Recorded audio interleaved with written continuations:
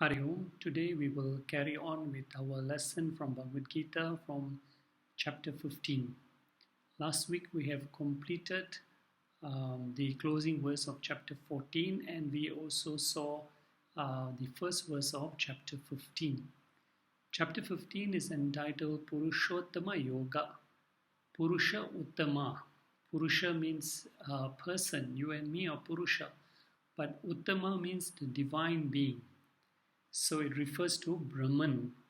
And in order to describe to us this goal, how to reach this goal of Brahman, the Lord uses the allegory of a tree in this chapter. And in verse number 1, he explained to us about this tree. He said the roots are above, which means, the root is above, which means that the source or the origin of the tree is the root. Not that it is physically above, but it is the cause of the tree. The same way the root represents Bhagwan, who is the very cause of this world. And then he said the branches are below, which means not again physically below, but they are the effect. So Bhagwan is the cause, the branches, the world is the effect. The branches represent the different, what we call the different lokas in the world, which we will see more in verse number 2. And then he said that this tree is the Ashwatha tree, which is imperishable because the tree, like the world, although everything comes to an end, but whatever has got karma has got to come back again. So just like the tree dies, gives birth to the seed, from the seed sprouts another tree, the world also carries on in a continuous cycle. Now we come to verse number 2, where Krishna continues to describe more about this tree. So remember that the tree represents this ever-changing world. So now in verse number 2, let us see verse number 2 here. Okay, in verse number 2, Krishna speaks about further description of the branches of the tree of samsara, which represents the created world, which is what we experience. Just like the root is below the tree, which is the cause, but we cannot see it. But the world, which is the effect, is what we can experience. So the Lord says, Tasya, in verse number 2 of chapter 15, Tasya, of this tree of samsara, the shakha, the branches are prasatraha. That means they have spread out. So the branches are all have spread out. Where have they spread out? In two directions. Adaha, downwards, and urdhvam, upwards. So just like a tree, you see some branches from the top all the way down to the bottom. They are all spread out all over the tree. Now, what does the branches on top and the branches below again represent? Again, it's an allegory. So when Krishna says that the branches in verse 1 represent the manifested world, so here the branches represent the 14 lokas. So Bhu-loka is the earth loka, and then there are 6 lokas which are above the earth, Bhuva, Swaha, Mahajana, Tapas, Satya, which are collectively known as Swarga Lokas. And then there are 7 lokas below earth, the branches which are below, meaning the lokas which are below earth, Atala, Vitala, Sutala, Rasatala, Talatala, and Patala, which are collectively called the Naraka Lokas. So all these 14 lokas are experienced by those who reside in the individual lokas and not to others. And in each loka there is a what we call, so these branches represent all the 14 lokas. So whatever punyam and papam that needs to be experienced, we will go to the according lokas, to the lokas accordingly. So Swarga Loka, Naraka Loka, and Earth Loka are represented by these branches, and Earth is in the middle. So, and just like the birds on a tree can can move from one branch to the other. So the jivas are also like that. They move from one loka to the other depending on their karmas and karma phalam. Okay. So, so this is the branches that represent the different lokas. And then he says, guna pravrida. Guna means just like the branches which are nourished and sustained by water and sunlight. How are these lokas nourished? These 14 lokas are nourished by pravrida. They are made strong by the gunas, whether sattvic, rajasic or tamasic. So based on the actions, what type of gunas are predominant, this is where the jivas go. And so all the lokas are nourished by the gunas, by the actions. So by the actions of the individual jiva. So how is Deva Shariram manifested? How is Asura Shariram manifested? How is Manusha Shariram manifested? It is not chosen by Bhagwan to choose for us which loka to go, but by our own actions that strengthen the gunas and therefore lead us to the particular lokas. So whenever, whether it is sattvic dominant, it will nourish and sustain the swarga lokas. If you are rajasic dominant, it will sustain bhuloka or the earth. And if you are tamasic dominant, it will sustain the naraka lokas or the lower lokas. So all these lokas are sustained, nourished, made strong by our actions, which are perpetuated by the gunas. Vishaya pravala. Pravala, the twigs in a tree, they are the small wooden branches that extend from the branches. They are called the twigs. They extend from the main branch, and on these twigs there are buds, which eventually develop into leaves and fruit. So just like the twigs contact the buds, which eventually become a fruit or flower, in the same way the senses of a human being interact with Vishaya, with sense objects. So continuously our senses, 5 senses, ears, eyes, nose, etc., are interacting with the external world. And that's how we form various experiences of form, sound, taste, touch, smell. So when these sense objects, Vishaya, sense objects, are perceived by the senses, the interaction between the senses and sense objects forms an attachment. So when our senses interact with objects, they form an attachment. From attachment leads desire. And this desire prompts action. And then action will eventually sprout into a fruit or result. So just like that, a twig, from the twig sprouts a fruit or a flower. In the same way, our senses, when they interact with the objects of the world, people, situations, objects, they create an attachment, they create a desire, and that leads to action, and the action leads to karma phalam. So that means, and karma phalam leads us again to further births. So therefore, the Lord says the buds on the twigs represent our the sense objects, which eventually will lead to desires and lead to actions and lead to new karmas, new karma phalams.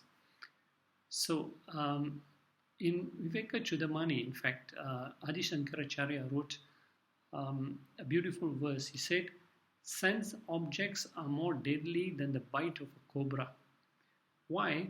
Imagine if a cobra bites you, it's so poisonous, so deadly. But Shankara says interaction with sense objects is even more deadlier than the bite of a cobra.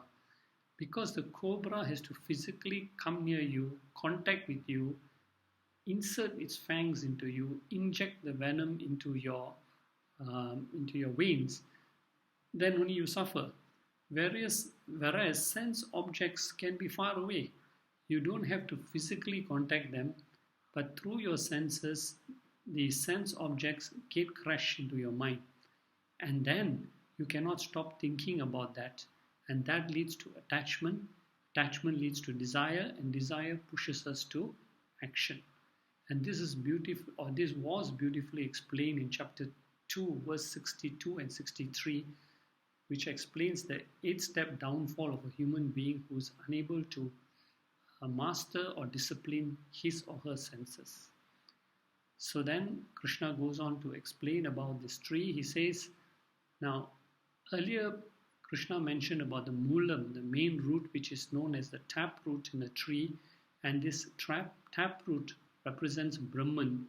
So here the word mulani, mulani is roots, which is represents multiple secondary roots. Okay, it's plural, mulani.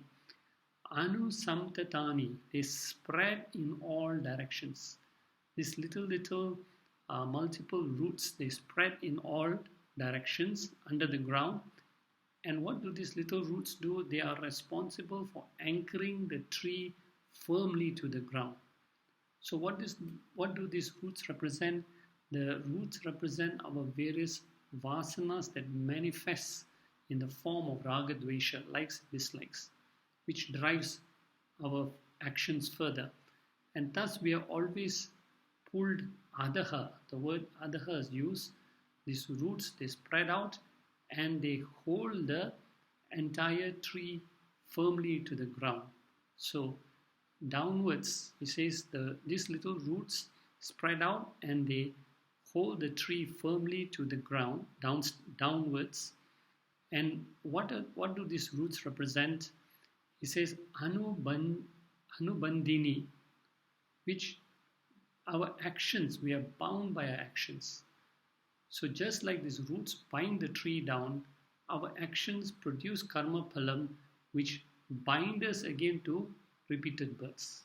So these little roots represent all our unsatisfied desires, our karma phalams, which bind us to subsequent births. And for what purpose? Anubandini, we are bound by what? Karma, to perform more actions. Unfinished desires bring us back for another birth, and we are bound to, we are driven by these unfinished desires, unsatisfied desires to perform more karmas. So it's a whole chain, a cycle that goes on and on and on, from one birth to another birth. And where does it bind us? The Lord says here in verse number 2, Manushaloke, in the world of human beings. So, which is this world here in which we all are existing, where humans, animals, insects are all existing, is called karma bhumi. Because only in karma, in human form, and that also in karma bhumi, please remember, only in human form can our actions have binding results. Animals, insects, plants, whatever they do, they are only exhausting their previous karmas. But human beings, while they are exhausting their previous karmas, any new action that they do, which is backed by greed, anger, desire, jealousy, etc., creates further new karmas. So these actions bring us back, bind us back in Manushaloke. So we have to be very careful about our unsatisfied desires and our actions also. So how do we break out of this never-ending cycle? In the next few verses, Krishna outlines or gives us some sadhanas, how to break out of this bondage of birth and rebirth. So let us look at the first, at verse number 3. In the first half of this verse, Krishna completes the description of the tree of samsara. And then in the second half of this verse, and verse number 4 and 5, Krishna will give us a series of sadhanas to perform to break out of this cycle of samsara. So, let us look at what he says now. Asya, of this tree, rupam, the form of this tree. That means many of us contemplate the nature and the origin of the universe. Why did God create this world? Why did he put us there?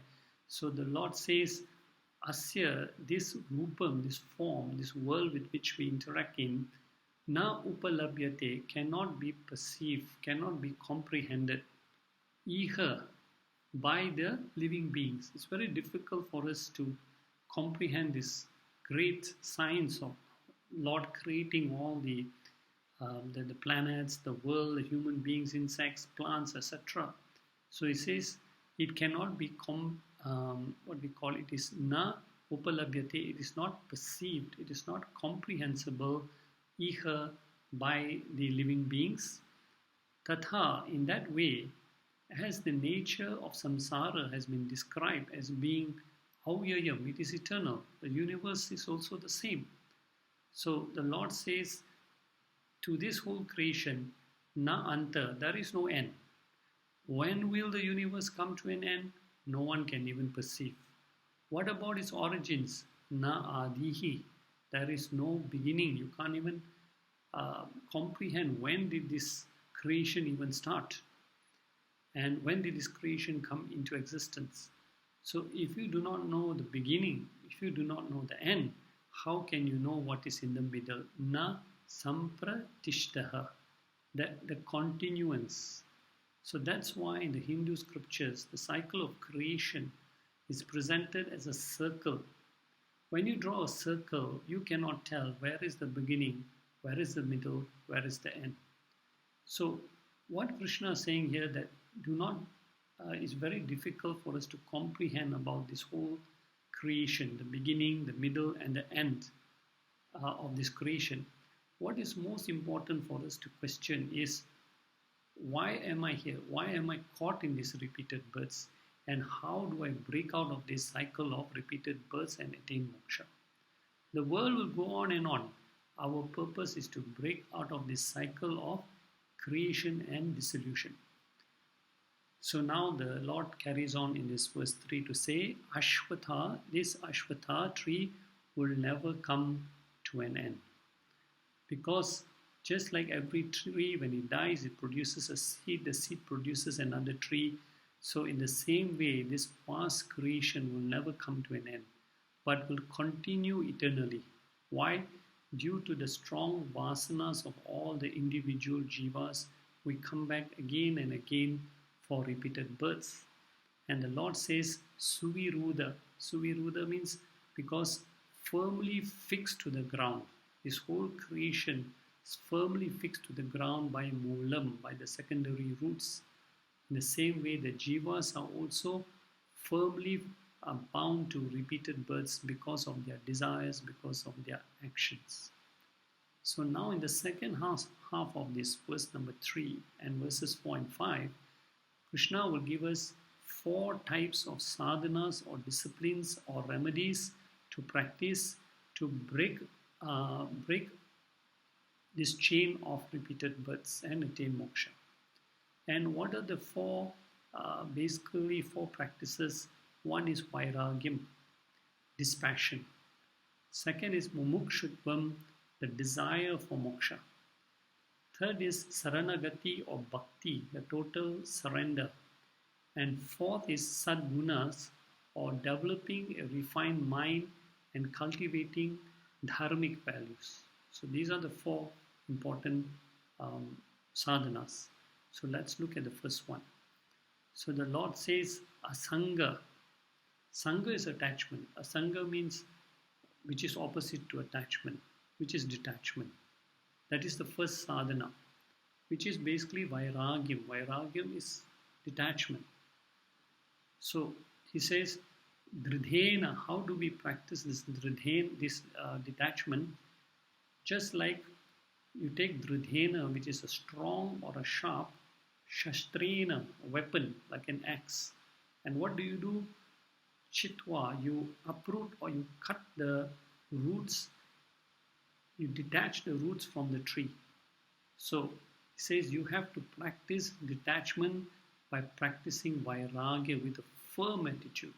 Just like if you want to destroy the tree, you take a strong axe, a sharp axe, and you don't cut the tree, you cut the roots. The roots which, once you cut the roots, the tree comes to an automatic end. So in the same way, the roots represent our unsatisfied desires, the vasanas. So you have to practice vairagya with a firm attitude. You should not take detachment lightly. Now, what do you mean by strong attitude of detachment? Weak detachment is I will try, if I can succeed in this life, okay. If not, I will try again the next life. The scripture says strong attitude of detachment means one must take a firm resolve. I want moksha in this very life. So, with tremendous willpower, we have to use our discrimination and cut this attachment for all the sense objects. So, with a firm resolve, may you learn to reduce your dependence on the world. So, detachment does not mean physically what we call physically detaching yourself. It means that things should not occupy or possess. Not that you should not possess objects, but objects should not possess you. That means you can live with them, you can also live without them. You are not controlled by presence of people or objects to bring about your own inner happiness. So learn to reduce your dependence on the world for your state of peace, tranquility, bliss, and happiness. Reduce gradually your dependence on the world. So that is the first sadhana. Why do we reduce the dependence on the world? Because the world is constantly changing. It is unpredictable. It is unreliable. So if we want to search for that eternal happiness, we have to detach from that which is temporary and attach to that which is permanent. So remember, it is not hatred from the world, it is not running away from the world, it is shifting from world dependence to God dependence. I repeat that, it is shifting from world dependence to God dependence. That is vairagi. Okay, so that is the first what we call sadhana that Lord gives us to be very firm in practicing this non-dependence on the world. And then we come to verse number 4, where Lord carries on to give us the second sadhana. So basically, once you've detached, we can't leave the mind unoccupied. You detach from the world, you have to attach your mind somewhere. So here the second sadhana is also given. Here, what is the second sadhana? The Lord says that the second and third sadhana is given in this verse to turn our attention to a higher source. So Shastras say the whole creation, including this body, is a mixture of two components. So if the question is asked, who are you? You will be able to state your name, who's your spouse, who are your children, who are your parents, what work you do. But that is our gross identity. But the scriptures say this is not your true identity. This is only a temporary identity you've taken for a period of time, and when the time is up, you have to give up this identity. But you have another identity, which is your real permanent identity. What is that? You are the witness consciousness in this body. Aham Atma Asmi. This is the real you. The sooner you realize this, the sooner you will be free from the shackles of samsara. So now, why is it we find it so difficult to accept our real identity? There are two reasons. The first is our strong attachment to this body and everything else that is attached to this body. So much so that our whole lives we are working to cater to all the whims and fancies of this body and our possessions, our positions, our relations. So how can we turn our mind away to our real self when this attachment to the body is so strong? And the second is of all the impurities in our mind, greed, anger, jealousy, pride, all these also create a stumbling block for us to turn our attention to our real self. So in order for that, we must come to higher knowledge. We must first prepare the mind. We have to come to higher knowledge, but first we have to prepare the mind to receive and absorb this knowledge. How? So one sadhana that Krishna gave in The earlier verse 3 was Vairagya. First, detach yourself from this body, dependence on the world, reduce your dependence by understanding that this body is a temporary instrument, okay, which has been allocated to you by the laws of karma and is used to be used to exhaust your karmas, to discharge your duties and not to accumulate new karmas. So, with this intelligent understanding, you function on the world. Do not depend on the world, uh, but be detached. Now, Lord says in verse number 4, Tatha, thereafter. So, after having practiced Vairagya, detachment, we don't suppress the mind. But what we do, we analyze intelligently and withdraw the mind from the temporary to the permanent. I have to learn to divert the mind. So here Krishna refers to this higher source, Tat Padam, that state of goal, the highest goal of human life, which is Sachit Ananda, which is symbolically we talk about moksha. It is Bhagwan or Brahman. That is our goal. Tat Padam, that is the goal. Parimargitavyam must be sought after. It must be pursued with diligence, with commitment. So we not only detach from the world, but we must pursue that higher goal with commitment, with firmness. Parimargitavyam, it must be sought. How? One must have strong commitment to seek that ultimate goal. Do not lose sight of that ultimate goal. Shankaracharya calls this mumukshutvam. Mumukshutvam means a strong desire for moksha must be cultivated, and that must be the focus of our life. Having understood that the temporary world, that the world is fleeting, it cannot give us permanent happiness, one must change the direction of seeking that ultimate happiness. Okay, so that must be pursued with dedication. Okay, so that is the second sadhana here, to pursue that goal. So what is the culmination of this Vedantic study? When you hold on to temporary support, you will always be emotionally unstable. So you give up one dependence. That's what we do in the world. We give up one dependence, we take up another dependence. As a child, we were dependent on the bicycle for our happiness. As an adult, we are dependent on the motorcycle. We give up our dependence on the bicycle, but we take up dependence on the motorcycle. We give up dependence on motorcycle, we take up dependence on the car, and it goes on and on. So you're always seeking that ultimate happiness through world dependence. So the Lord says, Yasmin, you should firmly hold on to that goal, Yasmin, in which you have Gataha, in which you have attained. What is that goal called? Bhagwan. You should firmly hold on to that, what we call that supreme goal, that eternal goal, that imperishable goal, which is called Purnatvam, by surrendering to Him completely. And therefore, Lord says here, when you hold on to that goal and surrender to that higher goal completely, what happens? Na, you will never nivartanti, you will return bhuya again for another birth. So what is this next sadhana? Is the total attitude of surrendering to this higher goal.